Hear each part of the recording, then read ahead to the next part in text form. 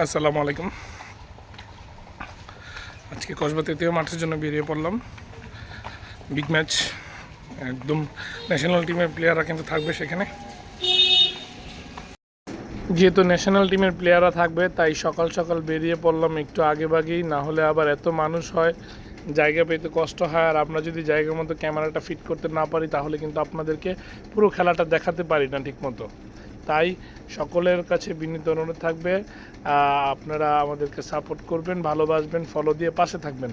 আমরা অটো নিয়ে নিলাম, অটোতে উঠেই কিন্তু একদম রওনা হয়ে গেলাম কসবার জন্য। আমরা এখান থেকে মুগরা যাব, মুগরা থেকে ভাঙা ব্রিজ হয়ে তারপরে সিএনজি দিয়ে চলে যাব সেই কসবা তেতুয়া ফুলতলির ঐতিহ্যবাহী ফুলতলির মাঠে। তবে আজকে কসবা টু আখাউড়া রুটের যে রাস্তার যে অবস্থা দেখেন ভাই, মনে হচ্ছে যে ঢেউয়ের উপর ঢেউ খাচ্ছি আমি। সিএনজিতে বলছে কোমর তো একদম ব্যথা হয়ে যাচ্ছে। এটা রাস্তা হলো? প্রশাসনের দৃষ্টি আকর্ষণ করছি, আপনারা এই রাস্তাটাকে একটু দ্রুত ঠিক করার ব্যবস্থা করবেন। এত বাজে রাস্তা মনে হয় আমাদের পুরো ব্রাহ্মণবাড়ি তার কোথাও নেই। সুপ্রিয় দর্শক, কসবা তৃতীয় মাঠের আজকে চতুর্থ কোয়ার্টার ফাইনাল ম্যাচ এবং হাই ভোল্টেজ। ফাইনালের আগে বলা যায় আরেকটা ফাইনাল ম্যাচ, সেটা হচ্ছে আপনারা সবাই জানেন যে Delhi Tutul football academy versus Chalantika ক্রীড়া চক্র। এই টুর্নামেন্টের দুইটা হট ফেভারিট টিম, অর্থাৎ দুইটা সেরা টিম কিন্তু আজকে খেলবে। তো আমরা রয়েছি কসবা মোড়ে।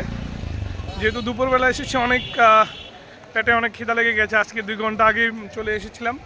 তো কসবা আসার পরে আপনারা তো জানেন যে ফাস্টফুডের জন্য তো অনেক ভালো ভালো রেস্টুরেন্ট রয়েছে, কসবা ডাইন, মেলাঘর সহ অনেক রেস্টুরেন্ট রয়েছে। বাট আমরা আজকে ফাস্টফুড না বাংলা খাবার খেতে চাচ্ছিলাম। দেখি যে মাছ ভাত বাঙালি আমরা, তো বাংলা খাবারের জন্য কসবা কোন রেস্টুরেন্টটা ভালো হবে সেটাই দেখার জন্য অপেক্ষা করছিলাম যে বাংলা খাবারটা খাবো। তো আমি একদম কসবা যে মোড়ে রয়েছে সিএনজি স্ট্যান্ড দিকে, সেই মোড়ে যে পৌর মার্কেটের সামনে সুপার মার্কেট যেটাকে বলা হয়, সেই মার্কেটের সামনে আছে। এখান থেকে আমরা পশ্চিম দিকে চলে যাব।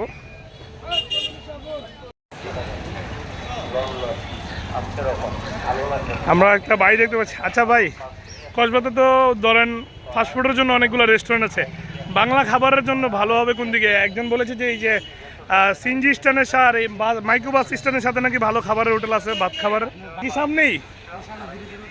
আচ্ছা আচ্ছা, সুপ্রিয় দর্শক, আমরা যাচ্ছি, ভাইকে ধন্যবাদ জানাচ্ছি। আমরা যাচ্ছি যে ব্রিজের সংলগ্ন মাইক্রো স্ট্যান্ডের সাথে নাকি একটা খাবারের হোটেল আছে, সেখানে আমরা যাব।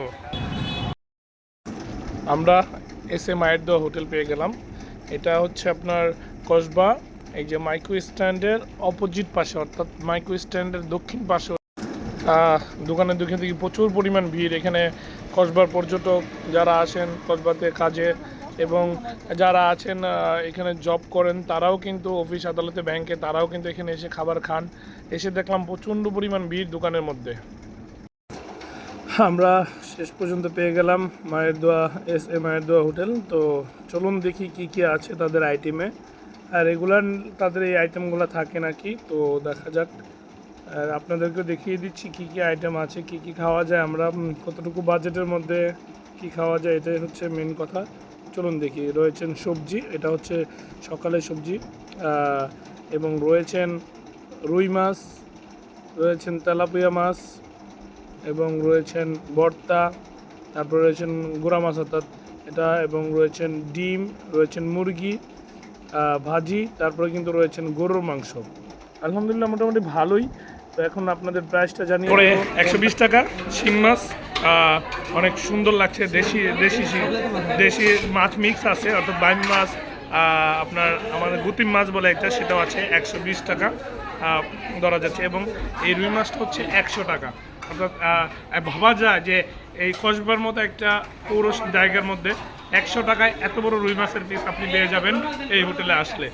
এবং খাবারের মানটা কেমন সেটা কিন্তু জানিয়ে দেবে। এবং স্যাররা কিন্তু এসেছেন, যে কলেজের স্যার, স্কুলের স্যার এবং বিভিন্ন কোম্পানির স্যার ম্যাডামরা কিন্তু এখানে এই হোটেলে খেতে আসেন একমাত্র তাদের খাবারের যেই গুণগত মান।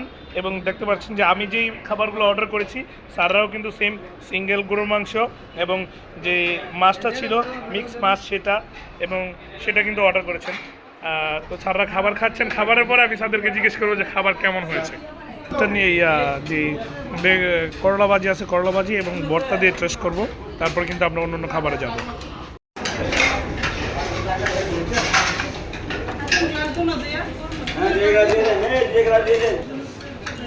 আমরা কিন্তু এখন ভর্তাটা ট্রাই করছি, অর্থাৎ ভর্তা এখনো খাইনি, সবজিও খেয়েছি। করলার টেস্ট ভালো ছিল। আমরা শিং মাছটা, দেশি শিং মাছটা ট্রাই করছি। দেশি শিং মাছটা আলহামদুলিল্লাহ ভালো, আমার কাছে খুব ভালো লাগছে টেস্টটা। তারপর যে একটা দেশি শিং মাছের যে একটা স্মাইল, সেই স্বাদটা কিন্তু আমরা এটার মধ্যে পাচ্ছি। তো বলা যায় আলহামদুলিল্লাহ যে মাছের যেই মাছটা যে হচ্ছে সেটা কিন্তু তারা দারুণ করছে। তো 120 টাকার মাছ আপনি যদি নেন মিনিমাম 4 থেকে 5 পিস দেশি মাছ পেয়ে যাবেন 120 টাকায়। এই যে এটা হচ্ছে গুতুম মাছ, অর্থাৎ শিং মাছের সাথেই কম্পালসারি দেশি মাছ। তো এই গুতুম মাছটা কিন্তু পেয়ে যাবেন, যেটা হচ্ছে আমাদের দেশীয় একদম মাছ। এই মাছটার স্বাদই অন্যরকম, যদি আপনি এরকম দারুণভাবে ফ্রাই করে ভুনা করতে পারেন। আমরা এখন রুই মাছটা ট্রাই করব। এতক্ষণ আমরা দেশি মাছের যেই স্বাদটা নিয়েছি, আলহামদুলিল্লাহ আমার মনে হচ্ছে আপনি একদম ঘরের স্বাদ পেয়ে যাবেন, যে দেশি মাছটা আছে অন্তত পক্ষে সেই মাছটার স্বাদ। এখন আমরা রুই মাছটা দেখব, যে এই রুই মাছটার প্রাইস কিন্তু 100 টাকা। তো এত বড় একটা মাছ 100 টাকা এই এখনকার বাজারে খুবই মুশকিল পাওয়া। আমরা কিন্তু পটল, এই মাছ রুই মাছটার সাথে পটল দিয়ে এবং আলু দিয়ে ভুনা করেছে। আর অ্যাকচুয়ালি যদি আমি বলি প্রাইসটা, তাহলে আনবিলিভেবল যে এখনের সময় এত ঊর্ধ্বগতির বাজারে এত বড় রুই মাছের পিস পটল দিয়ে আলু দিয়ে 100 টাকা, এটা কিন্তু একটা আনবিলিভেবল। স্বাদটা আমি খেয়ে জানাচ্ছি যে